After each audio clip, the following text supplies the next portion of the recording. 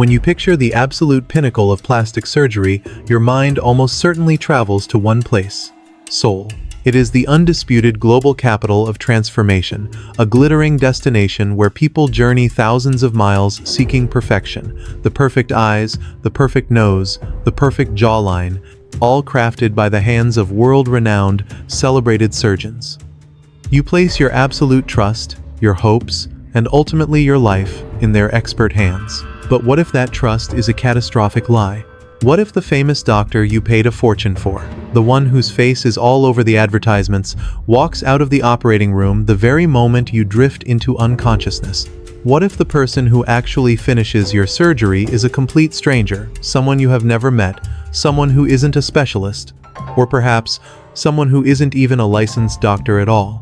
This is the terrifying hidden reality of the ghost doctor, a dark secret in the industry that has already led to devastating, tragic consequences. We are about to pull back the curtain on a chilling true story that exposes this nightmare. It is a story that every single person considering any kind of major procedure absolutely needs to hear. If you believe these hidden truths must be brought into the light, please show your support by hitting that like button right now. And make sure you subscribe to this channel and turn on all notifications, because you are not going to want to miss a single second of this critical investigation. When you think of South Korea, what images dance in your mind? Perhaps it is the electrifying, perfectly synchronized energy of K-pop that has taken the entire world by storm.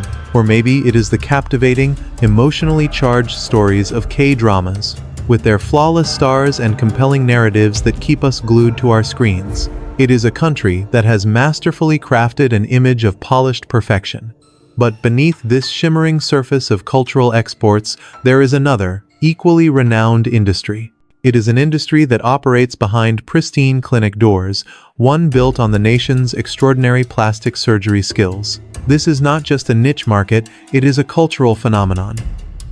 It is built on a society where people are, as the source describes, incredibly focused on looks and deeply sensitive about appearance. This intense focus has created a world where cosmetic procedures are not a taboo, whispered secret, but a widespread, accepted, and almost routine part of life. It is so common, in fact, that it is no exaggeration to say that young people receive eyelid surgeries or nose jobs as a high school graduation gift. Imagine that. A new face to go with a new chapter in life, as common as a celebratory dinner or a new suit. This very normalization presents a seductive and perhaps dangerous illusion. It makes us ask the question, can we really believe that these surgeries, the ones given as gifts, are as simple and as risk-free as we have been led to think? We all accept that any operation carries inherent risks, of course. But what if the danger is greater than we know?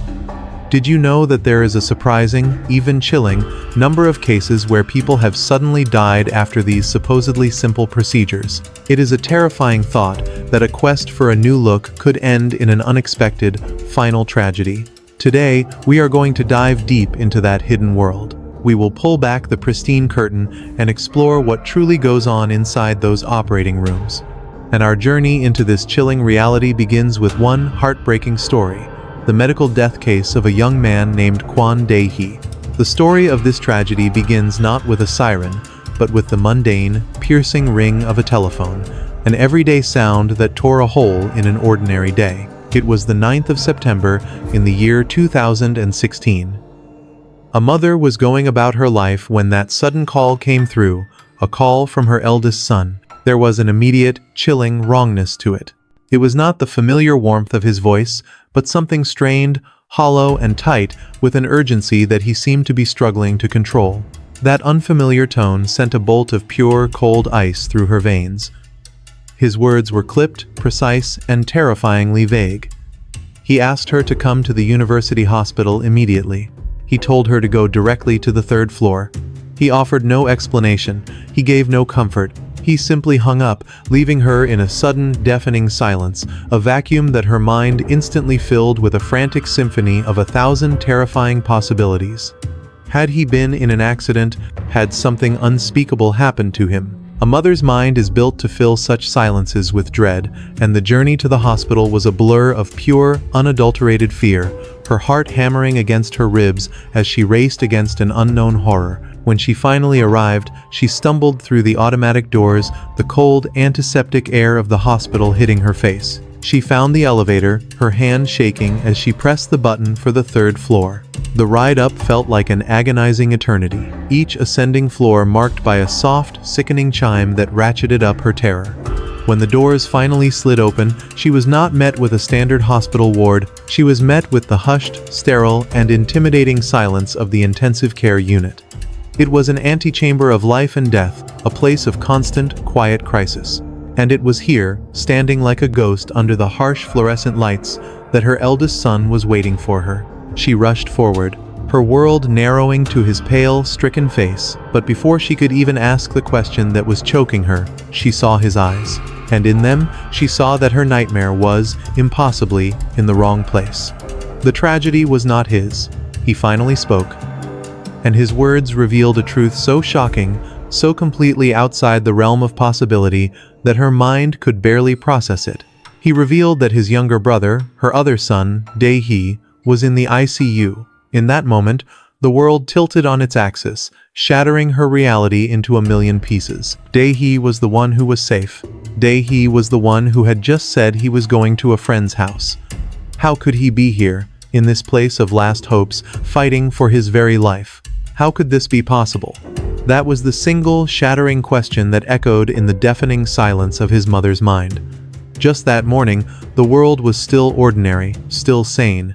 Just that morning, Dae-hee had walked out the front door with a simple, believable farewell, a casual phrase that held no hint of the darkness to come. He told his family he was off to spend the day at a friend's house.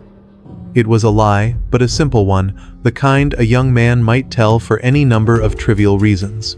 Now, that memory of him walking away, full of life, was a ghostly image, warring with the horrifying reality before her. Here, in the stark, sterile confines of the intensive care unit, her son was a silent, unconscious figure, lost in a place she could not reach, tethered to the living world by a fragile, terrifying web of tubes and wires.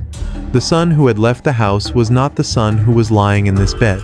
To understand the chasm between these two images, one had to understand the secret he had carried, a weight far heavier than any physical ailment. Dae-hee had lived his life with a profound, hidden pain. He had always been deeply, agonizingly self-conscious about his jaw. To the outside world, it was a simple physical feature. To him, it was a glaring flaw, a source of constant torment. This insecurity was not born from vanity, it was a deep wound carved into his psyche by years of cruelty. It was a complex that had been a source of relentless bullying and profound trauma throughout his most formative school years. Those experiences had shadowed him, becoming an invisible burden he carried into adulthood, a constant whisper in his ear that he was not good enough. In the quiet desperation known only to those who feel irreparably defined by their perceived flaws, he had finally made a choice. He decided he would no longer live with the pain. He would, in one decisive act, address his insecurities and erase the trauma that had haunted him for so long. His quest for freedom led him to the glittering, affluent district of Gangnam, a place that sold the promise of transformation, the mecca of new beginnings. He secretly went to a plastic surgery clinic, a solitary pilgrimage he shared with no one. He was hoping for a new look, yes, but it was more than that. He was hoping for a new life, a chance to finally look in the mirror and not see the boy who had been bullied, a chance to exist in the world without the weight of his past.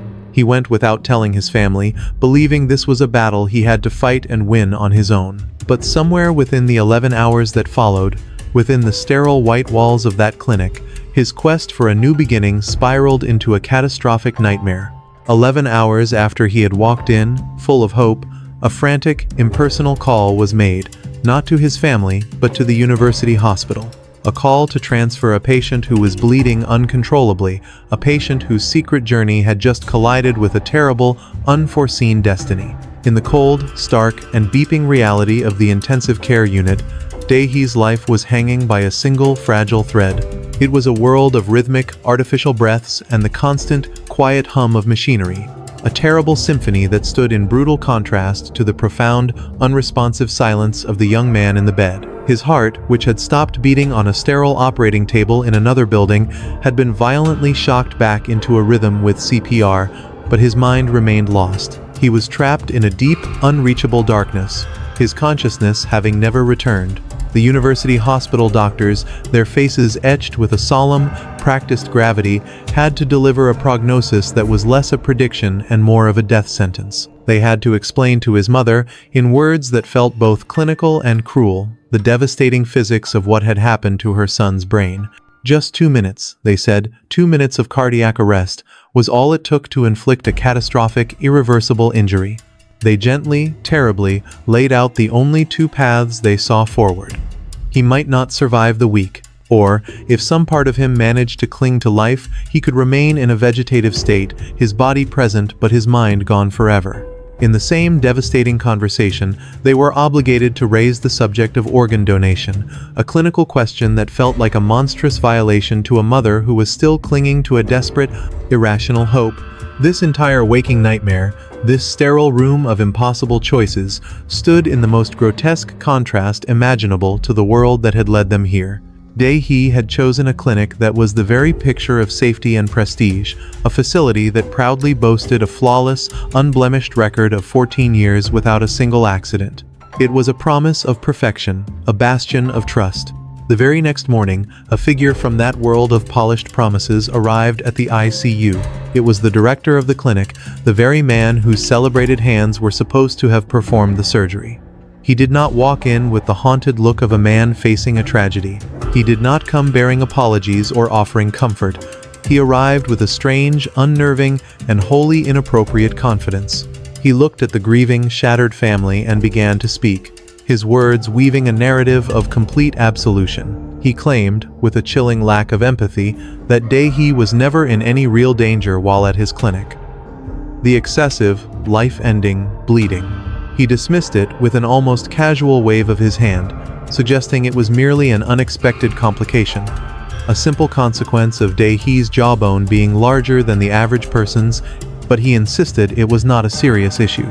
Then, as a final, almost arrogant gesture to underscore his clinic's supposed transparency and his own blamelessness, he made an offer, a fatal miscalculation. If there were any doubts, he said, any questions at all about the quality of his care, he would be more than willing to provide the complete, unedited CCTV footage from the operating room. That offer, so callously made by the director, now materialized as a digital file, a recording that sat in the mother's possession like an unexploded bomb. She was paralyzed by the very thought of watching it.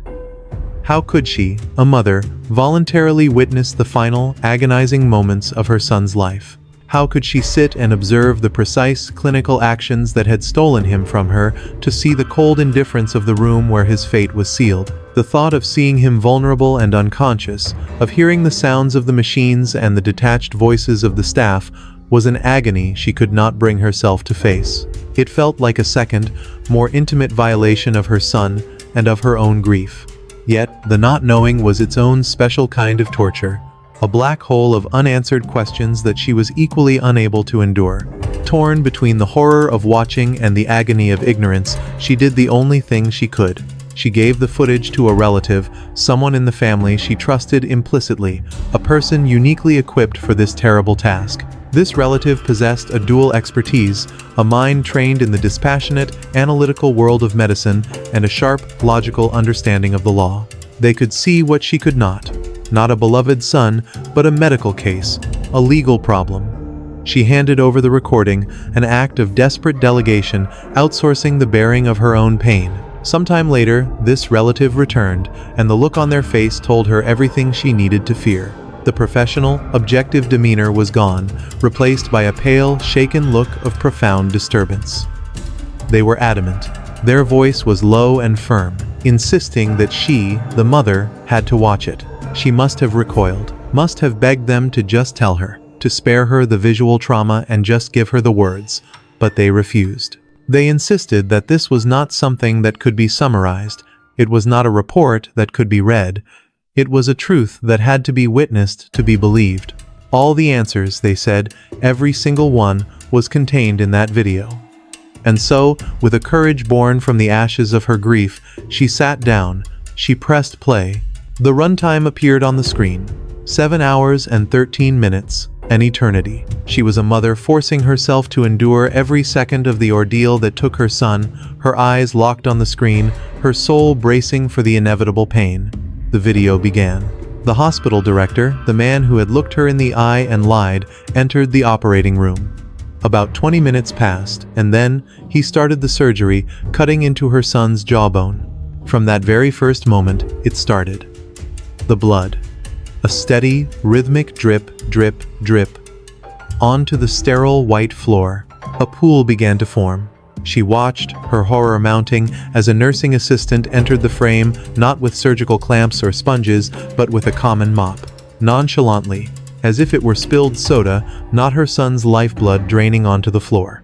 This grotesque, casual act of housekeeping was repeated, a scene that played out 6 times over the next hour. And then, the ultimate betrayal. An hour into the surgery, the director, the celebrated expert, simply stopped, put down his tools, and walked out of the room. He left her son on the table, cut open, bleeding, and without even having stitched up the wound he had just created. In the cold, clinical silence that followed the director's shocking departure, Dae-hee lay utterly vulnerable, a lone, unconscious figure under the harsh glare of the operating lights, his life suspended in a moment of profound and unfathomable abandonment. The unblinking eye of the CCTV camera continued to record, a silent, impartial witness to the grotesque void of responsibility left by the very expert his family had entrusted with his care. It was into this chilling vacuum that a new figure soon appeared. Watching the screen, her heart frozen in her chest, Dae-hee's mother saw another person, clad in surgical clothes, enter the room and approach her son. A desperate, fleeting flicker of hope might have crossed her mind. Perhaps this was a senior colleague, a partner, someone called in to manage the situation. But a cold, sinking dread quickly extinguished it. This was not the hospital director she had seen earlier. This was not the man from the posters, the face of the clinic. And it was clearly not a nursing assistant. This was a complete stranger. This unknown individual walked directly to the table and, with an air of routine, began to work on her son, taking over the procedure and attempting to stop the bleeding that had not ceased. This was the moment the true, horrifying nature of the clinic's business model was laid bare. As she watched this phantom surgeon operate on her child, she was witnessing one of the Korean plastic surgery industry's darkest and most insidious secrets. This person was a shadow doctor, or, as they are more commonly and chillingly known, a ghost doctor. The term itself describes a deeply deceptive and unethical practice. A surgeon, completely unrecorded in any of the official surgery records, who is there for the sole purpose of performing the operation on behalf of the real, advertised doctor. The patient consents to one person, the famous, experienced one. But the moment they are rendered unconscious, that doctor leaves, and another person, a ghost, steps in to hold the knife. For Dae-hee's mother, this was a betrayal that transcended negligence. This was a calculated deception, a bait and switch performed on her unconscious son. As she was forced to watch this stranger handle her child, she was, in her own words, unable to contain her outrage. It was a profound, agonizing sense of helplessness, a violation of the most sacred trust between a patient and a doctor. But perhaps the most sickening realization of all, the one that defies all moral logic, was that this practice, this calculated substitution, is described as being totally legal. It is a dark loophole in the system, a secret that thrives in the closed-door environment of the operating room. This ghost doctor, whose identity and qualifications remained a complete mystery, continued with the rest of her son's surgery. And critically, despite this new person's intervention, Dae-hee's bleeding persisted. For another full hour, this stranger worked on him, and for another full hour, the bleeding did not stop. And then, just as mysteriously as they had appeared, this phantom surgeon also finished their part and left the room, continuing the horrifying cycle of abandonment, leaving her son once again alone on the table. As the ghost doctor, that unknown, unrecorded phantom, vanished from the room, an even deeper, more profound level of abandonment descended upon the scene. The operating theater, which should have been a sanctuary of medical expertise and vigilant care, was now an empty stage, with Dae-hee lying alone, bleeding, at its center. Watching the monitor, his mother felt her breath catch in her throat. The parade of unqualified and unknown figures was not yet over. Soon after, a nursing assistant entered, but any lingering hope that this person was there to assist a qualified professional was immediately shattered. The camera captured a single, glaring detail that spoke volumes. The assistant was not even wearing a proper surgical cap. A fundamental, shocking breach of sterile protocol in an active operating room. This individual, whose role should have been supportive and secondary, then approached Dae-hee's unconscious body and, unbelievably, took over. She began performing the critical, complex tasks that a surgeon should have been handling. She continued to try to stop the bleeding, and then she began to stitch the wound closed. For an agonizing stretch of time, as this horrifying scene unfolded, there were no doctors present at all. No qualified surgeon, no anesthesiologist, no one with the medical authority to manage a life-threatening situation. Her son's life, his fate, was entirely in the hands of this one assistant. But the true, gut-wrenching horror of the clinic's culture, its soul-crushing indifference, was yet to be fully revealed. After completing the stitching, this same nursing assistant also left the room, only to return moments later after having changed her clothes. She then stood next to the unconscious, critically vulnerable patient, a young man who was at this very moment bleeding his way toward death. She pulled out her personal phone and began looking at it. As if this act of casual, profound disrespect was not shocking enough, she then applied her lipstick, her reflection captured in the screen's glow, completely oblivious, or perhaps just completely indifferent, to the human being lying inches away from her. It was in this moment that the horrifying truth crystallized. This was not a medical facility, it was a so-called surgery factory. The footage made the entire grotesque system chillingly clear. While Dae-hee's life was being treated as an afterthought, another patient was being operated on in a different room. The clinic was running simultaneous surgeries, a grim, high-stakes assembly line of human bodies. The anesthesiologist would move from one operating room to another, like a factory worker at different stations, administering the anesthesia that rendered the patients unconscious. The hospital director, the famous face on the advertisements, would then sweep in to perform the main, marketable part of the surgery, the cutting. Once he was finished, he would move on to the next operating room, the next patient on the line. And in his wake, the ghost doctor would come in to stitch up and complete the procedure. 3 patients were being processed in this manner at the exact same time. Dae-hee was the second. And to the hospital staff, from the director at the top to the assistant with her lipstick, there was an utter, chilling absence of any sense of wrongdoing in this practice. It was, for them, just another day at the factory. When the ambulance finally screamed into the bay of the University Hospital emergency room, the battle-hardened medical team that received the gurney was confronted with a sight that must have been almost incomprehensible. Dae-hee was not just a patient in critical condition, he was a vessel on the verge of being emptied. They were facing a catastrophic level of blood loss, a hemorrhage so profound it defied the logic of a routine, elective surgery. The final, horrifying tally was a staggering 3,500 cubic centimeters of blood. To truly grasp the gravity of that number, one must understand what it represents. This volume is the entire amount of blood that circulates within the body of an average 45-kilogram woman. This meant that a staggering 70% of his own lifeblood was no longer inside of him. His body was in a state of profound, irreversible shock, his organs starving, screaming for the oxygen that only blood can carry. The question that screamed for an answer was how this was allowed to happen. Why was nothing done? The cold, indifferent, and damning recording of the CCTV footage provided the answer. Back at the clinic, as Dae-hee lay on the table, the devastating consequences of the prolonged, unmanaged bleeding began to manifest. His blood pressure started to plummet, a clear, desperate signal from his body that it was losing the ability to function. In the face of this critical, life-ending emergency, the staff's response was not a frantic call for blood, not an immediate emergency transfer. Instead, they reached for a temporary, woefully inadequate, and ultimately fatal fix. A blood substitute. This medical stopgap was nothing more than a chemical mirage. It could momentarily increase the fluid volume in his veins, a cheap parlor trick to placate the monitoring equipment, making the numbers on the screen show a temporary, false recovery. But it could not do the one thing he needed to survive. It could not replace the essential, life-giving properties of real blood. It carried no oxygen. It was a flimsy, translucent patch on a catastrophic, gushing rupture. Tragically, this patch, this false stabilization, was all the staff needed to see. The numbers on the monitor briefly recovered, and in their minds, the problem was solved. In an act of negligence so profound it borders on the surreal, everyone at the clinic simply considered their job done and left for the day. They abandoned a critically bleeding patient, entrusting his life to a chemical lie. It was only after he was moved, alone and unmonitored, to the recovery room that the inevitable happened.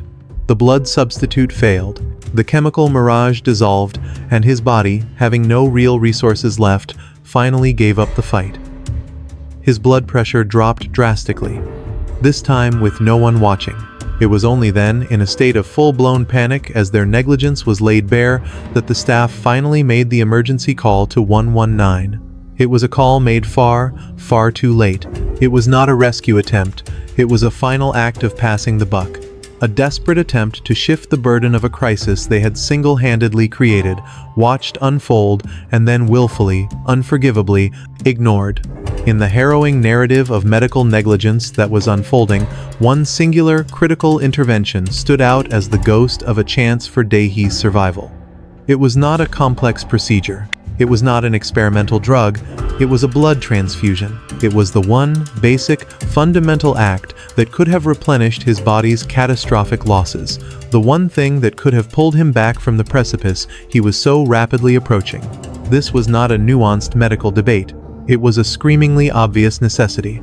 Yet, this life-saving procedure never happened. Before he was transferred, before he was handed over to the emergency services, this critical intervention was simply, fatally, omitted.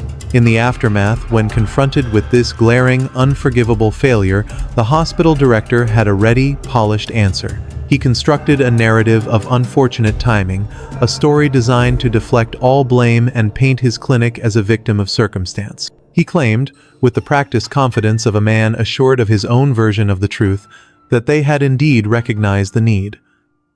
They had, he insisted, requested the blood from the blood bank. But, he claimed, in a terrible twist of fate, the 119 emergency services had arrived first, their sirens wailing just moments too soon, making it physically impossible for his staff to perform the transfusion. It was a tragic, unavoidable coincidence, he implied. A race against the clock that they had, unfortunately, and blamelessly, lost. This was a lie. It was a complete and utter fabrication, a shield of words crafted to cover up a far more chilling and indefensible reality. And the proof of this deception was there, recorded in silent, undeniable, time-stamped detail on the CCTV footage. As Dae-hee's mother continued to watch the video, she witnessed the exact moment that exposed the director's story for the hollow falsehood it was. The footage showed a delivery arriving at the clinic. It was the blood. Her son's life, in a bag. The camera's timestamp revealed the devastating truth. The blood arrived a full 4 minutes before the emergency services were even on the scene. 4 minutes. In the normal world, it is the time it takes to brew a cup of coffee or listen to a song. In an emergency room, in the context of a patient bleeding to death, 4 minutes is an eternity. It is an ocean of time. It is more than enough time to spike the bag, find the vein, and begin the life-saving drip. It was the entire window of opportunity, the golden, final chance to save him. And what did the staff do with this precious, critical gift of time? The camera, that silent, impartial witness, showed them. They were not rushing, they were not preparing. They were seen, in what is perhaps the most damning indictment of their character, laughing and chatting amongst themselves. As the precious blood sat waiting, as her son's life ebbed away, they chose casual conversation. Their laughter, captured on that video, was a grotesque soundtrack to a preventable tragedy, proving their negligence was not a matter of unfortunate timing, but a matter of profound, absolute, and unforgivable indifference. The days in the intensive care unit bled into one another, each one a relentless, agonizing cycle of beeping machines and the sterile scent of antiseptic. Time ceased to have meaning, marked only by the shallow rise and fall of her son's chest and the constant, rhythmic pulse of the ventilator. 18 days after the incident, a cruel, heartbreaking milestone arrived. It was Dae-hee's birthday. There was no cake, no songs, no celebration of life. There was only the cold, clinical reality of his ICU bed, a grim observance of a life that was now suspended in a terrible, silent limbo. The doctors, with their somber faces and gentle, clinical words, had declared his recovery to be a near impossibility. They spoke of brain damage, of a point of no return. But in the face of their grim medical facts, his mother clung to a desperate, defiant hope.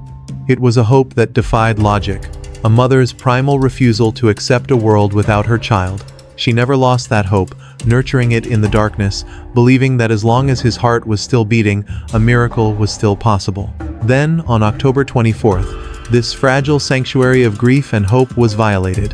The director of the clinic returned.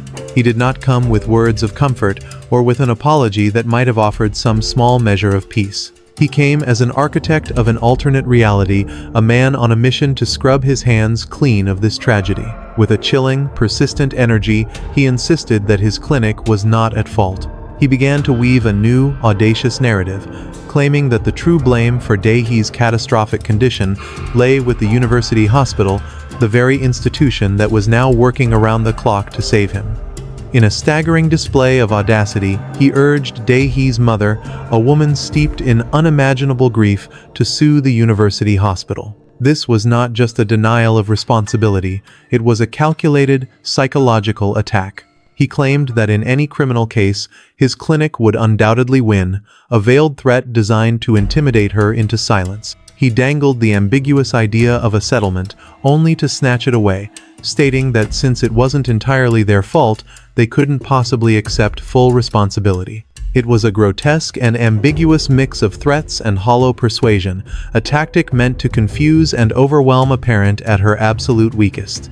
For Dae-hee's mother, who was focused only on her son, on the shallow breaths that were her only anchor, this conversation was a surreal and monstrous theater.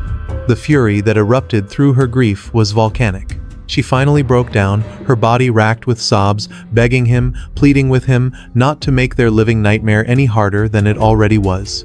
The very next day, as if the director's toxic visit had been a final, unbearable blow, Dae-hee's heart stopped beating again.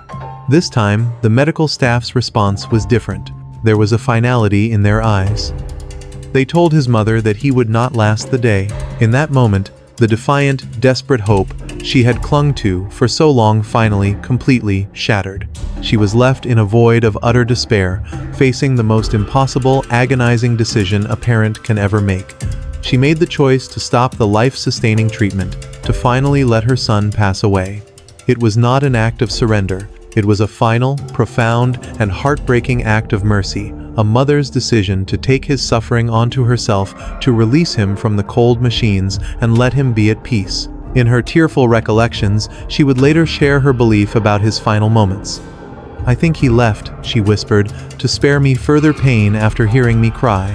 It was the only way she could make sense of the senseless, a final testament to their bond, a belief that his last act was one of love for her. 49 days after he had walked into that clinic full of hope, 49 days after losing consciousness, Dae-hee passed away, finally free from the world that had so profoundly failed him. While Dae-hee's family was trapped in the suffocating, timeless silence of mourning, navigating a new world that had been drained of all its color and meaning, an unfathomable and grotesque scene was playing out in the glittering district of Gangnam. The plastic surgery clinic, the very place where their son's life had been so carelessly, so callously extinguished, continued to operate as if nothing had happened. Its glass doors remained open. Its sophisticated lights shone brightly, and its polished advertisements continued to populate websites and magazines, promising perfection. In a display of almost surreal audacity, the clinic continued to promote its accident-free record, a brazen, sickening lie that was now stained with the blood of a young man. It continued to falsely claim that its renowned, celebrated director personally performed all surgeries from start to finish. The very promise that had lured Dae-hee to his death, a lie he had believed, a lie he had paid for with his life. The machine of commerce churned on, its cold, indifferent gears grinding over the memory of the life it had consumed. For Dae-hee's mother, this was not just negligence, it was a desecration. This ongoing public lie was an insult that cut deeper than grief itself. A month after her son's death, with the raw edges of her pain still sharp enough to tear her apart, she made a solemn vow. She would not let his memory be erased by their marketing. She would not let his death become a forgotten statistic, a quiet cost of doing business in the pursuit of profit. It was then that she filed a lawsuit against the clinic's medical staff. This was not merely a legal filing, it was a declaration of war, a single act that marked her transformation from a passive victim of tragedy into a relentless warrior for justice. She knew, from the very beginning, that this would be a monumental, almost impossible undertaking. She was a grieving citizen. They were a wealthy, connected institution. The task of proving medical negligence is notoriously, almost legendarily, daunting. It is a climb up a sheer icy mountain of legal precedent and dense medical jargon, a system often designed to protect the very doctors and hospitals she sought to hold accountable. She was fully aware of the challenge, but she devoted everything she had, her time, her money, her very being, to this legal battle. She forced herself to dive into a world she never wanted to know. She had to read through complex medical records and expert opinions, not once or twice, but hundreds of times. She, a layperson, forced herself to learn the arcane, foreign language of medicine, poring over charts, reports, and procedures until the clinical, detached words became as familiar to her as a prayer. She was searching for the single mistake, the one line item, the one moment of negligence that the system was built to hide. And then there was the video. She subjected herself to an act of unimaginable, ritualistic self-torture. She watched the complete CCTV footage of her son's final hours, not just a few times, but thousands of times. With each viewing, she relived his abandonment. With each viewing, she watched him bleed. With each viewing, she saw the casual indifference of the staff, the assistant with her lipstick, the laughter in the room as her son lay dying. But she was no longer just a mother watching her son die. She was an investigator. She was a forensic analyst of her own tragedy. She meticulously charted every single minute and every single second of the ordeal, armed with these detailed, irrefutable records, with documents that screamed the truth her own voice could not. She handed them all over to the police. The police, confronted with this undeniable, mother-fueled investigation, did what she had prayed they would do. They forwarded the case to the prosecutors. The charges they recommended were heavy and precise: professional negligence resulting in death, and, crucially, violations of the medical law. This was the charge that carried the power she truly sought. It was a law that meant a doctor's license could be revoked if they received a prison sentence. This was no longer just about the past, it was about the future. It was about ensuring that the hands that had failed her son could never, ever harm another. It was the first, fragile, hard-won glimmer of hope. Armed with the mountain of evidence she had so painstakingly, so agonizingly compiled, Dae-hee's mother had placed her fragile faith in the justice system, and initially, it seemed that faith was not misplaced. The police, the first official institution to see her evidence, did not dismiss her. They did not see a hysterical, grieving mother. They saw the truth. After reviewing her meticulous charts, her timelines, and the undeniable, horrifying footage, they forwarded the case to the prosecutors with a set of powerful and serious recommendations. They advocated for charges of professional negligence resulting in death, a charge that acknowledged the fatal, avoidable outcome of the clinic's actions. But they also included something more, something that, for his mother, was even more important: violations of the medical law. This was the charge that targeted the very heart of the deception, the ghost doctor, the unqualified assistant, the entire fraudulent system. This was the charge that, if it led to a prison sentence, had the power to revoke a doctor's license, ensuring that the hands that had failed her son could never harm another patient again. This was the glimmer of hope, the sign that the system was working, that accountability was finally within reach. That hope was swiftly and brutally extinguished. The prosecution delivered a decision that defied all logic, a decision that felt like a slap in the face. They announced they would proceed with the negligence charge, but they were dismissing, entirely, All charges related to the violations of the medical law. The reason they gave, the official justification for ignoring the most flagrant part of the crime, was insufficient evidence. Insufficient evidence. The words must have sounded like a cruel joke, a taunt from a nightmarish, alternate reality. She had hours of time-stamped, high-definition video proof. She had the visual, undeniable, irrefutable evidence of a nursing assistant, a person without a medical license, performing complex medical procedures on her unconscious son. She had the footage of the director leaving, of the ghost doctor entering. It was not a case of he said, she said. It was a recording. The prosecution's claim was not a legal finding. It was a lie, a transparent, insulting wall of bureaucratic indifference. A lesser person would have broken. A lesser person would have seen this wall and given up. But she was not a lesser person. She was Dae-hee's mother. Undeterred, she refused to accept their fabricated reality. If the legal system's own experts were unwilling to see the evidence, she would find experts who would. She embarked on a new, exhausting quest for validation. She took her evidence to 6 different professional institutions, begging them to review the case. She received back a dozen separate, formal evaluations, and their response was unanimous. All 12 confirmations from 6 independent bodies stated the obvious, undeniable truth. The medical law had been flagrantly and repeatedly violated. She had built a new arsenal, a chorus of professional, expert voices all shouting the same thing. She took this new evidence, this stack of reports, this undeniable validation, back to the authorities. The police, once again, acknowledged it. But the prosecution remained unmoved. They still refused to act. Their silence was deafening, their inaction a suffocating weight. This was the moment she must have realized this was not about evidence. It had never been about evidence. The system was not simply broken, it was being deliberately blocked. This realization sent her down a new, dark path, searching for the why. And then, she found it. She unearthed a single, distressing, sickening fact that made all the illogical, infuriating actions of the prosecution suddenly make perfect, horrifying sense. The prosecutor handling her son's case, the man with the power to file or dismiss charges, and the lawyer hired by the clinic, the man paid to make this all go away, were not strangers. They were former classmates. They had attended the Judicial Research and Training Institute together. They were friends. The wall of silence wasn't bureaucratic, it was personal. This wasn't a failure of the system, it was its successful operation, a system protecting its own, a club of insiders closing ranks against a grieving mother. The fight was no longer just against a negligent clinic. It was against the very system she had entrusted to find justice. With every official door slammed shut in her face and the discovery of the deeply troubling connection between the prosecutor and the clinic's lawyer, Dae-hee's mother found herself utterly alone, a solitary figure standing against a monolithic system of silence and self-preservation.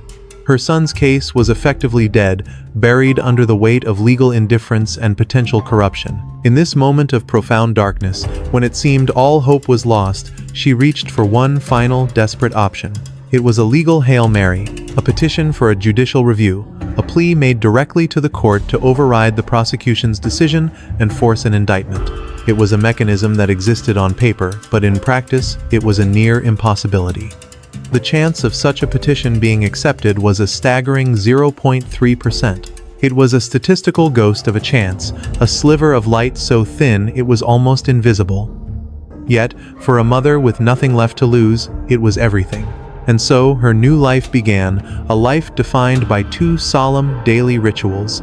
The first was a pilgrimage to her son's grave. Every single day, she would visit his final resting place, a place of quiet grief that she transformed into a war room of the spirit. She would speak to him, her tears watering the ground above him, pleading with her lost child to help her, to give her strength, to somehow move the unmovable hearts of the judges who held his justice in their hands.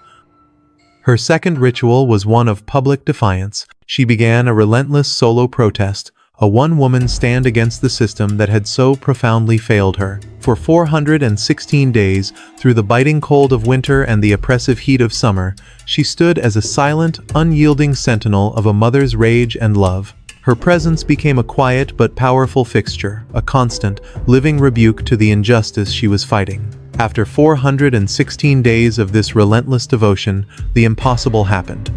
A miracle, born from a mother's refusal to give up, was delivered. The court, defying the astronomical odds, granted her petition and ordered the prosecution to indict the suspects.